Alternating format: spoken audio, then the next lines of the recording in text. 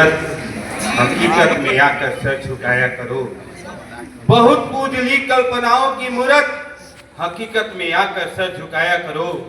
जिसने रोशन कर दी तेरी जिंदगानी, उसके याद में एक दीपक तो जलाया करो। उसके याद में एक दीपक तो जलाया करो।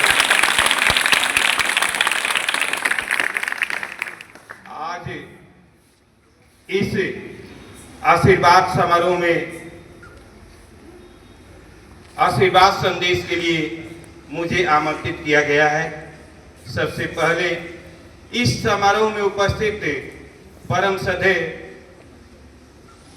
फादर पी विक्टर जी और सम्मानित टीचर, जो कि यहाँ पे कुछ ऐसे भी टीचर हैं जो हमारे शिक्षक रह चुके हैं, आप सभी का मैं अपने दिल की गहराइयों से प्रणाम करता हूँ तथा आशीर्वाद की कामना करता हूँ।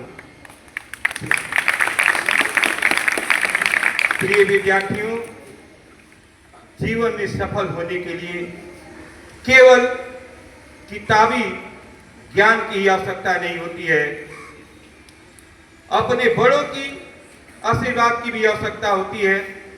इसलिए मैं आपसे इतना ही कहूंगा कि किताबी ज्ञान के साथ साथ अपने ईश्वर रूप माता पिता की भी आप आशीर्वाद अवश्य लें।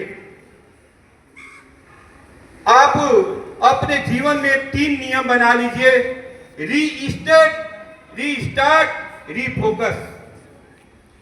अब जो है उसे रीस्टार्ट कर दीजिए, जो करना है रीसेट कर दीजिए, और जो करना है उसे रीस्टार्ट कर दीजिए, और रीफोकस को अपने टारगेट के प्रति लगाइए, और अपने टारगेट के प्रति इतना जुनून, इतना जज्बात, इतना पागल बन जाइए कि सफलता भी आपकी कदम चूमे। मैं आपको एक व्याख्यान बताना चाहता हूं। आप लोग विराट कोहली और सचिन तेंदुलकर का नाम तो सुने ही होंगे। उन लोगों ने, उनकी क्वालिटी को तो मैं नहीं जानता, लेकिन उन दोनों की क्वालिटी में एक कॉमन क्वालिटी है, वो है जिदपन की, जीतने की, जुनून की। विराट कोहली, उनके पिता का शव घर में पड़ा था और वह दिल्ली के मैदान पर क्रिकेट खेल रहे थे। उनके लिए केवल टीम के जीतने की जरूरत थी, केवल उनके लिए टीम जरूरत था, टीम के जीत के लिए पागलपन था, जिद था। ये बताइए, उनका ये पागलपन नहीं तो क्या है? अपने जीत के जुनून के लिए पागलपन किए।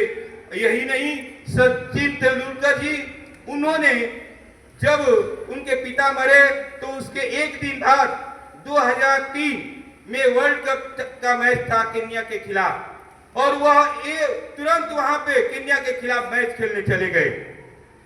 बताइए, इन दोनों व्यक्ति के टीम के जीत के लिए, टीम के जुनून के लिए, टीम के लिए अपने पागलपन, अपने जीत, अपने जुनून, अपने जज्बात, अपने केवल टीम के लिए झोंका। इसलिए मैं आप लोगों से यही कहूंगा कि आप लोग भी अपने लक्ष्य के प्रति, अपने टारगेट के प्रति जुनून, शिद्दत, जज्बात के साथ लग जाइए, क्योंकि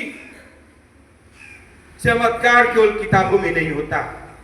चमत्कार केवल किताबों में नहीं होता, चमत्कार रियल लाइफ में भी होता है, लेकिन उनके लाइफ में होता है जो केवल अपने सपने के लिए जीते हैं, अपने जज्बात के लिए जीते हैं, अपने हुनर के लिए जीते हैं, अपने माँ बाप के लिए जीते हैं। तो इसलिए मैं आपसे कहना चाहता हूं इस आशीर्वाद समारोह के उपलक्ष्य में कि आप अपने सपने के लिए जिए, एक टारगेट बनाइए और उस पर फोकस रखिए, बल्कि उसके लिए आप पागलपन की हद से भी गुजर जाइए। उसको पाने के लिए आपको जो करना है वो करिए। ये आपको एक शिखर पर जाने की चाहत तो अपने काम पर मिटना सीखो। शिखर पर जाने की चाहत है तो अपने काम पर मिटना सीखो। आपके चरणों में दीप जलाएंगे लोग।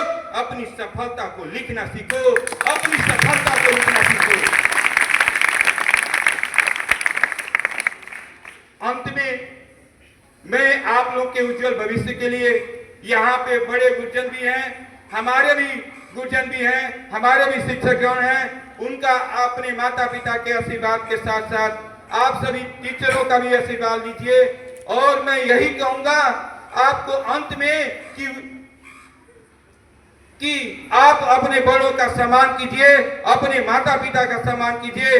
अगर आपको कुछ न समझ में आए तो अपने माता पिता के आंखों में देखकर सोच लीजिए। अगर आप अपने राह से भटक जाते हैं तो अपने माता पिता के आंखों में झांकिए, अपने माता पिता के आंखों में देख लीजिए।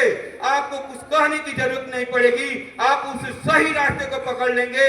लेकिन अपने माता पिता के आंखों में झांक करके तो देखिए, उनके आंखों को पढ़िए, उनके सपनों को देखिए, क्या उनका ड्रीम है, क्या उनका स्वप्न है, आपको जरूर दिखाई देगा। वहां पे आपको कुछ करने की जरूरत नहीं होगी। तो मैं यही कहूंगा अंत में अपने वाणी को विराम देते हुए कि वतन की नाज है तुम पर, वतन के तुम धरोहर हो। जहां पे प्यास बुझती है वही दरिया समुंदर हो।